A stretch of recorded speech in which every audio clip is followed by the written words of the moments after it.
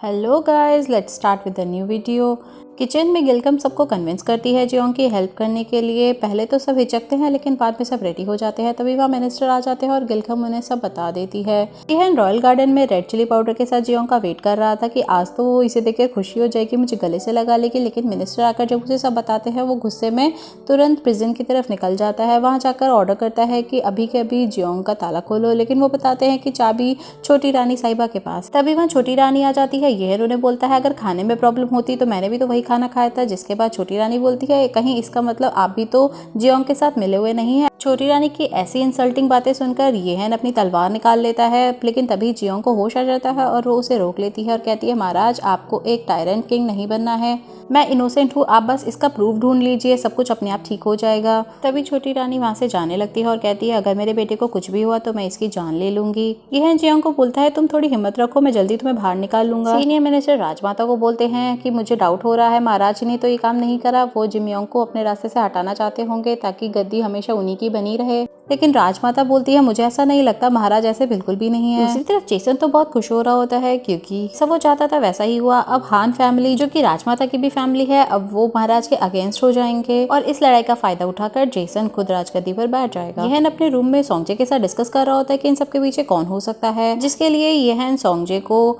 Investigate करने के लिए बोलता है। रिसेंटली जो भी चीजें जिमयोंग ने खाई थी, सोंगजे यहन को एडवाइस करता है कि आपको जाकर जिमयोंग से मिलना और चाहिए, उसके रूम को भी अच्छे से इन्वेस्टिगेट करना चाहिए, शायद वहां से हमें कोई क्लू मिल जाए। स्ट्रेस में होती है क्योंकि जिमयोंग की हालत में कोई सुधार नहीं होता है। तभी वहाँ यहन आ जाता है जिसे देखकर छोटी रानी गुस्सा करती है। बोलता है जमान सवाल कर बात कीजिए, हम यहाँ के राजा हैं, और वो रूम को चेक करने लगता है। वहीं पर उसे एक पुड़िया दिखाई देती है। रॉयल फिजिशियन बताते हैं ये एनर्जी सप्लीमेंट है जिसे प्रिंस जेसन भेजते हैं। छोटी रानी बोलती है ये सब जियोंग का करा धरा है। उसे अश्योर करता है इसके पीछे जो भी रियल कल्प्रिट है मैं उसे ढूंढ निकालूंगा। थोड़ी देर बाद राजमाता की सर्वेंट आकर छोटी रानी से प्रिजन की चाबी लेकर चली जाती है।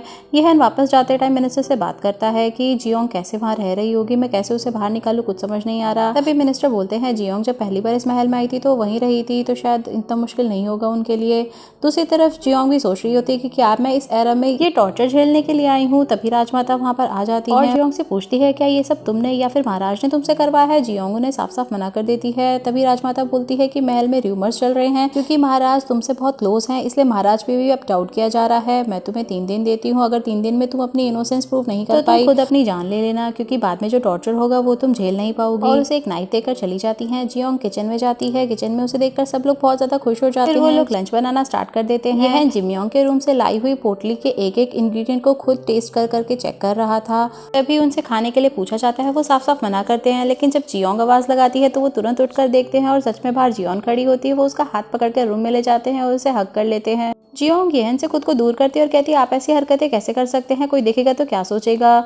आपकी इन्हीं हरकतों की वजह से महल में सबको हमारे रिलेशन को लेकर रॉन्ग आइडियाज आ रहे हैं। लेकिन यहन उसका हाथ पकड़ के क्लोज आता है और उसे किस कर लेता है। जियोंग तुरंत यहन को दूर कर देती है और कहती है पहले आप खाना खा लीजिए। यहन जियोंग के हाथ के बने हुए खाने को बहुत एंजॉय करता है और जियोंग को भी साथ में खाने के लिए बोल देता है और फिर पूछता है तुम बाहर कैसे आई। जियोंग बताती है राजमाता ने उसे 3 दिन का समय दिया है, अगर 3 दिन में वो कल्प्रिट को नहीं ढूंढ पाई तो सब खत्म हो जाएगा। और राजमाता का दिया हुआ नाइफ यहन को दिखाती है, जिसे देखते ही यहन उसे छीन लेता है और अपने पास छुपा लेता है। तब जियोंग यहन से पूछते हैं क्या तुम मुझे पसंद करते हो, जिस पर यहन कोई जवाब नहीं देता और खाता रहता है। जियोंग दोबारा पूछती है लेकिन वो कुछ नहीं कहता क्योंकि उसे बहुत शर्म आ रही होती है। कांगमुक जो अपनी सर्वेंट को बोलती है कि जिस फिजिशियन ने जिमयोंग की पोटली में वो पॉइजन डाला था अब उसे रास्ते से हटाना पड़ेगा, कोई भी क्लू नहीं छूटना चाहिए। हान फैमिली के मिनिस्टर फिर से राजमाता के पास आकर बोलते हैं कहीं महाराज अपनी माँ की मौत का बदला लेने के लिए तो ये सब नहीं कर रहे हैं। लेकिन राजमाता उनकी बात नहीं मानती है। यहन और जियोंग इन्वेस्टिगेट कर रहे होते हैं और करते करते उन्हें नींद आ जाती है। जब मिनिस्टर रूम में एंटर करते हैं तो यहन उसे चुप रहने के लिए बोल देता है। थोड़ी देर बाद जियोंग उठकर अपने रूम में चली जाती है और गिलकम को उस पोटली की सारी जड़ी बूटियां दिखाती है, जिसमें से एक जड़ी बूटी को वो देखकर बताती है कि ये तो चूहे की पोटी है। इसी क्लू को लेकर जियोंग सर्च कर रही होती है। तभी उसे खबर मिलती है कि यहन को भी फीवर आ गया है। जियोंग तुरंत भागकर जाती है। फिजिशियन से बात करते वक्त वो रियलाइज करती है कि यहन के सारे सिम्टम्स जिमयोंग जैसे हैं, ये कोइंसिडेंस नहीं हो सकता। और वो चूहे की पोटी वाली जड़ी बूटी के बारे में भी उन्हें बताती है। जिसके बाद फिजिशियन कंफर्म कर देते हैं कि जिमयोंग को पॉइजनिंग उसी जड़ी बूटियों से हुई येहन अपने मिनिस्टर को ऑर्डर करता है कि पता करो किस किस फिजिशियन ने मिलकर जिमयोंग के लिए ये पोटली तैयार की और फिजिशियन को इसका एंटीडोट बनाने के लिए बोलकर भेज देते हैं। येहन रेस्ट करने के लिए लेटने लगता है, जियोंग उसकी हेल्प करती है। तभी येहन उसका हाथ पकड़ के उसे अपने साथ लिटा लेता है। जियोंग बोलती है महाराज आप ये क्या कर रहे हैं, छोड़िए मुझे, कोई देख लेगा तो। येहन उसे बोलता है थोड़ी देर ऐसे ही रुक जाओ, मुझे बहुत सुकून मिल रहा है। सोंगजे जब उस फिजिशियन के घर पर पहुंचता है जिसे कामुकजू ने पहले ही भगा दिया था, येहन बोलता है उसको ढूंढने का बस एक ही तरीका है और वो गोंगिल की हेल्प लेता है। गोंगिल के थ्रू सब में स्केच बंटवा देता है। उस फिजिशियन को ढूंढा जा रहा है, ये बात कामुकजू को पता चल जाती है तो वो अपनी सर्वेंट को ऑर्डर देती है कि उसे अब रास्ते से हटाना पड़ेगा, हमारा नाम सामने नहीं आना चाहिए। जिसके बाद कामुकजू की सर्वेंट उस फिजिशियन को जाकर जंगल में मिलती है और उसे बोलती है कि सब ठीक हो गया है, चलो अब मैं तुम्हें सेफ जगह ले चलती हूँ और उसे बेहोश कर देती है। जैसे ही वो उस पर अटैक करने वाली थी वहाँ पर गोंगिल आ जाता है और उस फिजिशियन को बचा लेता है। जिसके बाद गोंगिल उस सर्वेंट से पूछता है कि इन सब के पीछे कौन और किसके ऑर्डर्स पे तुम ये सब कर रही हो। तभी वो सर्वेंट बोलती है तुम तो वही हो ना जिसने महाराज पर जंगल में अटैक किया था। गोंगिल बोलता है अपनी बकवास बंद करो और मुझे ये बताओ कि किसके कहने पर तुमने मेरी बहन को मारा था। सर्वेंट गोंगिल की गर्दन पर नाइफ रखकर बोलती है कि ये सब मैं कामुकजू के कहने पर कर रही थी, बट तभी ये सुनकर उसको बहुत गुस्सा आ जाता है और वो उस सर्वेंट पर अटैक कर देता है, जिससे वो वहाँ बेहोश हो जाती है। इसके बाद गोंगिल फिजिशियन को लाता है और उससे पूछता है कि तुमने किसके कहने पर ये सब किया। वो कामुकजू का नाम बता देती है और जैसे ही जेसन का नाम बताने वाली होती है कोई उस पर अटैक कर देता है। वो अटैकर जाकर जेसन को बताता है कि मैंने फिजिशियन को तो मार दिया लेकिन गोंगिल इस बार भी मेरे हाथों से बच निकला। येहन कामुकजू की सर्वेंट से पूछता है मुझे रियल मास्टरमाइंड का नाम बता दो, लेकिन वो कुछ नहीं बताती है। कहती है मुझे कितना भी टॉर्चर कर लो तुम मुझसे कुछ नहीं उगलवा पाओगे। येहन बोलता है अच्छा तुम तो बहुत वफादार निकली। फिर येहन सीधा कामुकजू के पास जाता है, बोलता है ये सब तुम्हारा ही करा धरा है ना। जिसके लिए कामुकजू बोलती है महाराज आप मुझ पर ऐसे एक्यूजेशंस नहीं लगा सकते हैं, पहले जाकर मेरे अगेंस्ट प्रूफ्स लेकर आइए, उसके बाद आप मुझे एक्यूज कीजिएगा क्योंकि ये सब मैंने नहीं किया है। नेक्स्ट डे येहन को फिर से फीवर आ जाती है जिस पर तब तक रॉयल फिजिशियन ने एंटीडोट बना लिया था जिसे पीकर येहन की हालत काफी बेहतर हो जाती है। जिसके बाद वो जिमयोंग को भी ये सेम दवाई देने जाते हैं। दवाई लेते ही जिमयोंग को बहुत ज्यादा वॉमिटिंग होने लगती है। किसी को कुछ नहीं समझ में आ रहा होता है लेकिन जियोंग समझ जाती है कि माल न्यूट्रिशन की वजह से वो दवाई को हजम नहीं कर पा रहा है और वो तुरंत किचन में जाने की परमिशन लेती है, लेकिन छोटी रानी उसे रोक लेती है कि तुम भागना चाहती हो। राजमाता उसे समझाती है कि तुम अभी जियोंग पर डाउट कर रही हो, अब तो रियल कल्प्रिट पकड़ा भी गया है। इसके बाद जियोंग को परमिशन मिलते ही वो भागकर किचन में जाती है और एक न्यूट्रिशियस फूड बनाने का ऑर्डर दे देती है। वो खाना बनाकर जैसे ही वापस आती है छोटी रानी फिर से ऑब्जेक्शन करती हैं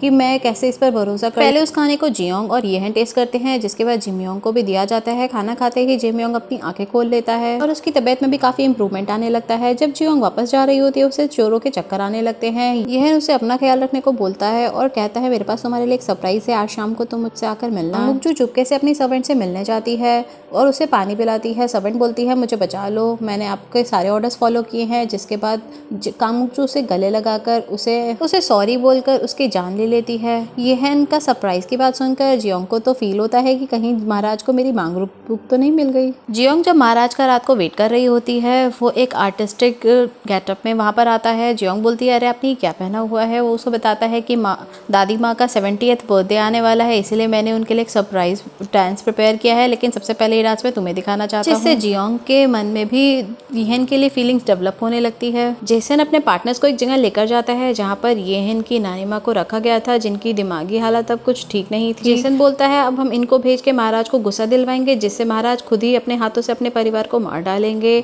और फिर उनको टायरेंट किंग प्रूव करके हम लोग तख्ता पलट कर देंगे। बाद जियोंग येहन को बोलती है मुझे तो लगा आप मुझे मांगरूक बुक देकर सरप्राइज करने वाले हैं। येहन बोलता है तुम्हें वापस जाने की इतनी जल्दी क्यों है। जियोंग बोलती है मैं यहाँ नहीं रुक सकती, वहाँ पर मेरे पापा हैं, मेरा काम है, मैंने बहुत मेहनत की है उस करियर के लिए। येहन बोलता है ठीक है बट मुझे प्रॉमिस करो कि तुम एक दिन मेरे पास वापस ज़रूर आओगी। जियोंग बोलती है अगर मैं चाहकर भी नहीं आ पाई तो येहन बोलता है तो फिर मैं आ जाऊँगा और उसे प्रपोज कर देता है। और एक रोमांटिक किस के साथ ये एपिसोड खत्म हो जाता है।